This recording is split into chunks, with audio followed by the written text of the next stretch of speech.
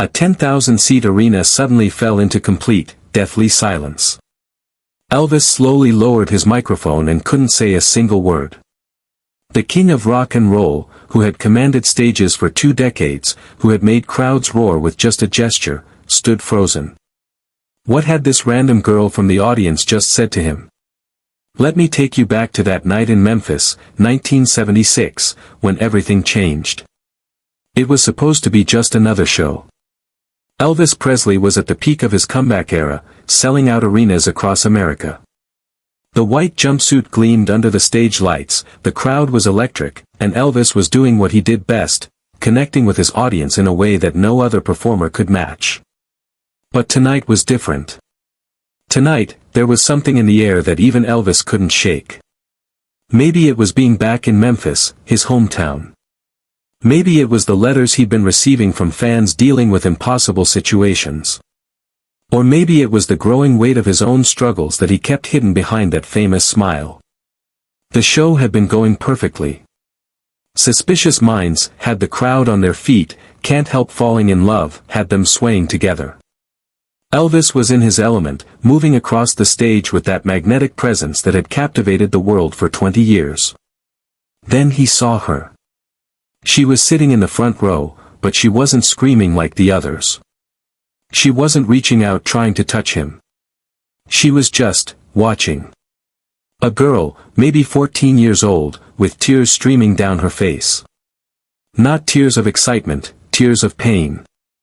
Elvis had seen thousands of fans cry at his shows, but something about this girl was different. There was a depth of sorrow in her eyes that seemed to cut through all the noise, all the celebration, straight to his heart. In the middle of Love Me Tender, Elvis suddenly stopped singing. The band, confused, gradually stopped playing one by one until the arena fell silent. Subscribe now and comment below, because what happens next will show you why Elvis wasn't just the king of rock and roll, but the king of human compassion. The silence stretched for what felt like an eternity. 10,000 people held their breath. Elvis stood at the edge of the stage, looking down at this young girl, and then he did something that broke every rule of live performance. He handed his microphone to a backup singer and stepped down from the stage. The security team panicked. His manager, Colonel Parker, was gesturing frantically from the wings. This wasn't in the script. This wasn't how Elvis Presley concerts worked. But Elvis wasn't thinking about the show anymore. He was thinking about that girl and the pain he saw in her eyes. He walked through the crowd, past the reaching hands and screaming fans, straight to where she sat. The arena had gone completely quiet now. You could hear a pin drop. "What's your name, honey?" Elvis asked, kneeling down beside her seat. "Sarah," she whispered, her voice barely audible even in the silence. "Sarah, why are you crying? This is supposed to be a happy night." What she said next would haunt Elvis for the rest of his life. "My little brother died last week," Sarah said, her voice cracking. "He loved your music so much. He was only 8 years old. I promised him I'd come to your show and sing along for both of us.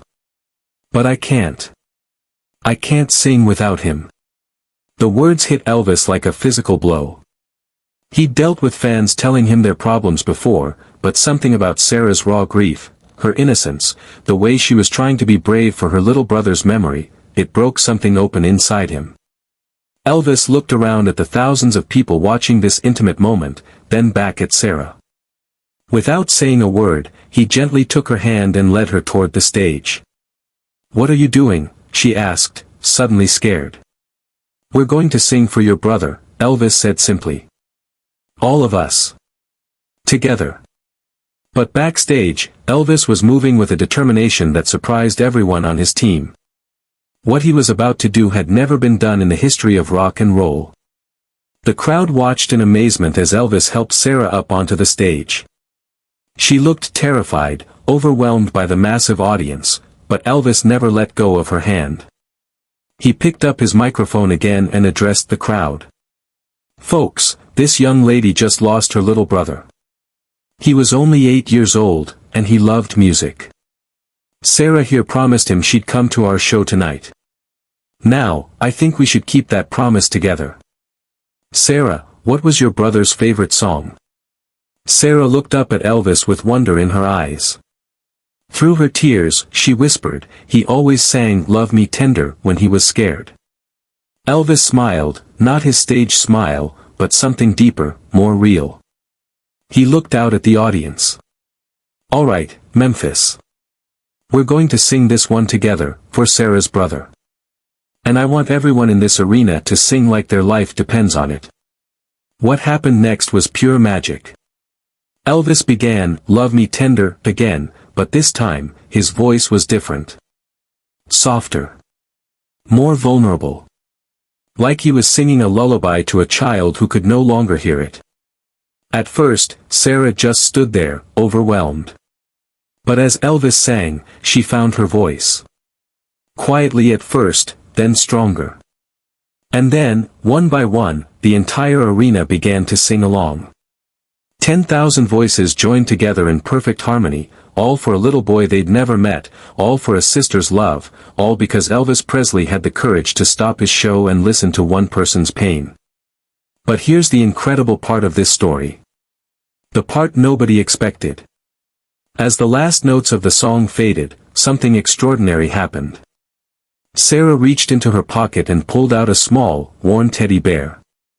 This was his, she said to Elvis, holding up the little bear. He took it everywhere.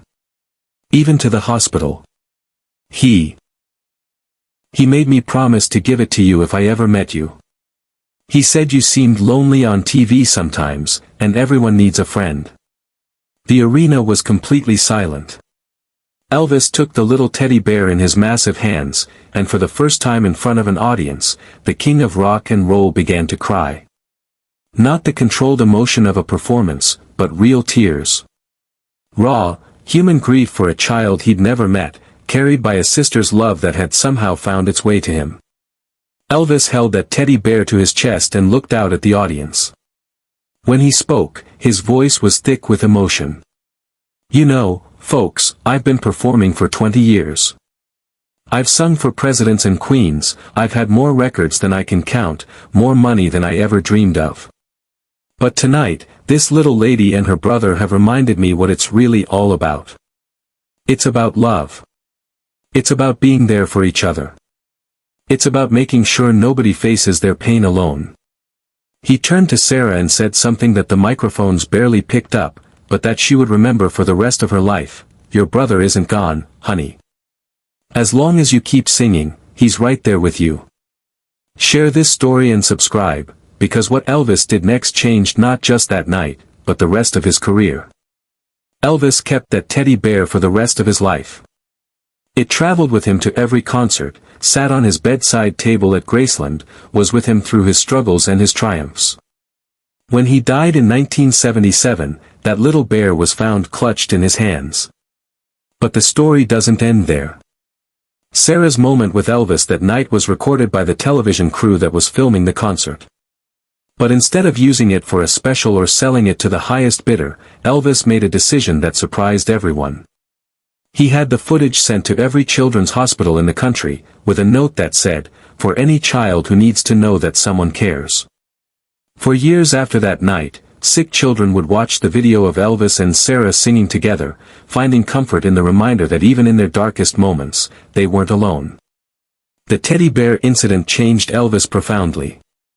From that night forward, he began each concert by scanning the audience for someone who needed something more than entertainment, someone who needed hope. It became his secret mission, to find at least one person each night and remind them that they mattered. His band members later said that some of Elvis's most powerful performances came after these moments of human connection. As if touching one person's pain somehow unlocked something deeper in his own music. Sarah stayed in touch with Elvis for the rest of his life. She became a music teacher, dedicating her career to helping children find their voices through song. Every year on her brother's birthday, she would receive a package from Graceland, sometimes a guitar, sometimes sheet music, always with a note. Keep singing for him. Love, EP. When Elvis died, Sarah was one of the pallbearers at his funeral. She carried with her a small recording, the only copy of her and Elvis singing "Love Me Tender" together that night, recorded by someone in the audience on a handheld device. She played it at the service, and there wasn't a dry eye in the building. That little teddy bear is now in the Memphis Music Hall of Fame, in a display dedicated to Elvis's humanitarian work. The placard reads, "In memory of Sarah's brother, and all the children who find comfort in music. Given with love from a fan who reminded the king that everyone needs a friend." But perhaps the most beautiful part of this story is what happened to Sarah herself. She never forgot what Elvis taught her that night, that pain shared is pain halved, and that sometimes the most powerful thing you can do is simply show up for someone else's grief. She went on to establish the Little Brother Foundation, a non-profit that brings live music to children's hospitals across the country. Every performer who volunteers is told Sarah's story and given one simple instruction: don't just perform for them. Connect with them. See them. Because you never know which child in that audience needs to know that someone cares. Elvis Presley died at the age of 42, but his legacy lives on in moments like these. In the reminder that true greatness isn't measured in album sales or sold-out arenas, but in the willingness to stop your entire world to comfort someone else's pain.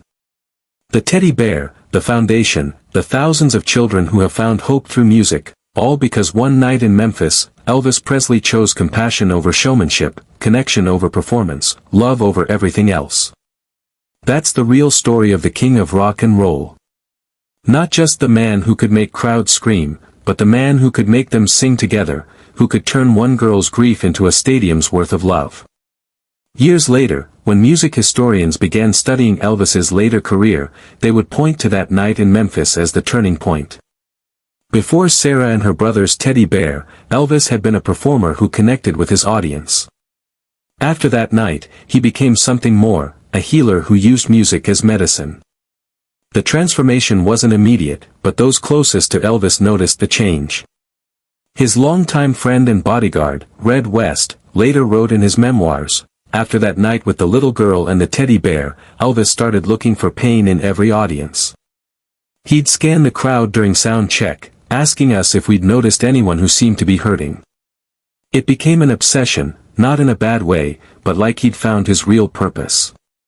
The Memphis concert became legendary not just for the music, but for what it represented.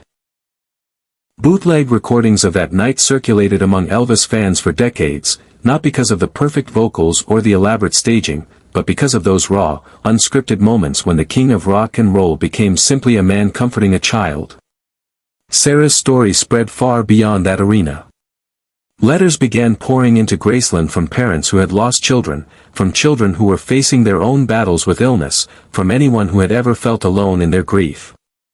Elvis read every single letter, often staying up late into the night in his study, that little teddy bear sitting on his desk as he wrote personal responses. His housekeeper at Graceland, Nancy Rooks, remembered finding Elvis asleep at his desk many mornings, a half-finished letter in his handwriting beside him.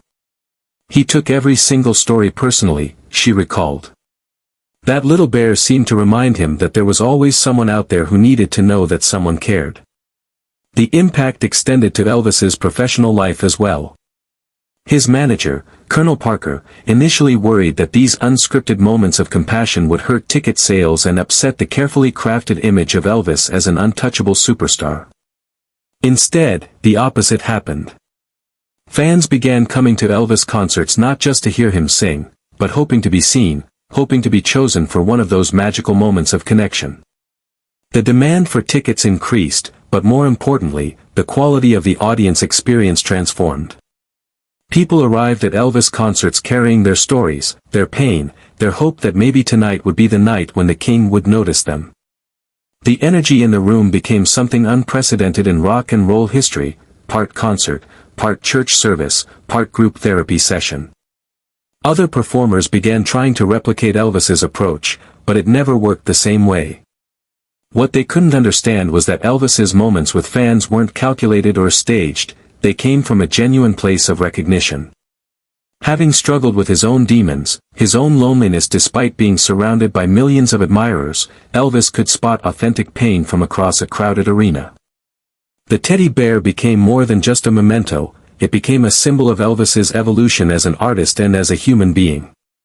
Band members would sometimes catch him talking to the little bear before shows, as if seeking guidance or strength from the memory of Sarah's brother. It reminded him that every person in that audience was somebody's whole world, recalled his pianist, Glenn D. Hardin. As Elvis's health began to decline in his final years, that teddy bear took on even greater significance. During his last tour, when the physical demands of performing became almost unbearable, Elvis would clutch the bear during breaks between songs, as if drawing strength from the pure love it represented. The final concert footage from 1977 shows Elvis, exhausted and struggling, but still scanning the audience, still looking for someone who needed what only he could give. When Elvis passed away on August 16, 1977, the teddy bear was indeed found with him, just as Sarah had intended, a friend for someone who, despite his fame and fortune, had often felt profoundly alone. The bear was buried with Elvis, but not before Priscilla Presley made sure that Sarah knew her brother's final gift had provided comfort to the king until his very last day. Today, visitors to Graceland can see a replica of that teddy bear in the Memorial Garden, alongside flowers and mementos left by fans from around the world. But the real legacy of that night in Memphis lives on in the countless lives touched by Elvis's example, that true greatness is measured not by how high you rise, but by how often you bend down to lift others up.